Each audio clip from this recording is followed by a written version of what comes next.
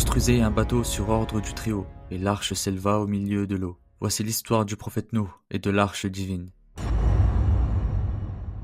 Il y a très longtemps, dans un monde que peu se rappellent encore, les gens avaient oublié leur origine. Ils vivaient pour eux-mêmes, leur richesse, leur statut, leur orgueil. Ils ne remerciaient plus rien, ils ne craignaient plus rien, et surtout, ils ne se souvenaient plus du Créateur.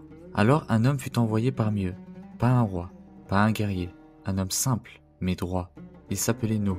Il leur parla, pas une fois, pas pendant un mois, mais pendant des centaines d'années, avec patience, avec douceur, avec larmes parfois.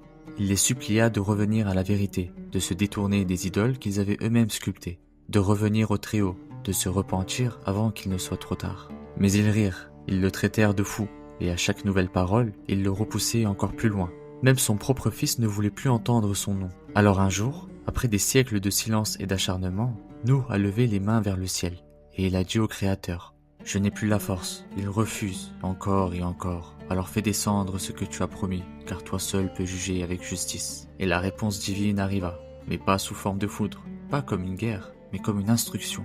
Construis une arche. Nouh s'est mis au travail. Il a choisi du bois, il a mesuré, scié, cloué. Il construisait un navire en plein désert. Les gens passaient, le regardaient et se moquaient encore. « Oh Nouh, tu as prêché pendant des siècles, rien ne s'est passé, et maintenant tu construis un bateau sans mer ?» Mais Nouh ne répondait plus, car ce n'était plus le temps de parler, c'était le temps d'obéir. Et puis un jour, le sol a tremblé, le vent s'est levé, des nuages sombres ont recouvert le ciel, et une pluie étrange a commencé à tomber. Pas une pluie qui arrose, une pluie qui efface. Elle tombait du ciel et sortait aussi de la terre. L'eau jaillissait de partout, elle montait, montait, et les rires ont laissé place aux cris. « Nouh, ouvre-nous, pardonne-nous !» Mais le moment était passé, le navire était fermé, le décret était en marche. Ceux qui s'étaient moqués ne cherchaient pas le pardon, ils voulaient fuir la peur, pas revenir à la vérité. Et au milieu de ce chaos, Nouh vit son fils. Il était là, à distance, pas dans l'arche, pas parmi les moqueurs, entre deux mondes. Alors Nouh cria: « Ô mon fils, monte avec nous, ne reste pas avec ceux qui se perdent. » Mais le fils répondit: « Je vais me réfugier sur une montagne, elle me protégera de l'eau. » Et Nouh dit, le cœur lourd: « Aujourd'hui, il n'y a plus de refuge, sauf auprès d'Allah. » Puis une vague les sépara.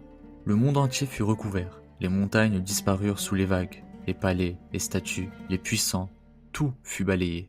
Seule l'arche flottait, portée par les flots, protégée par la foi, remplie de ceux qui avaient cru et de chaque espèce vivante, préservée par ordre du Très-Haut. Quand le calme est revenu, Allah a dit à la terre: « Absorbe ton eau. » Et au ciel: « Retiens ta pluie. » L'arche s'est posée sur une montagne, et Nouh a mis les pieds sur une terre neuve. Il n'a pas crié victoire, il a pleuré, car il savait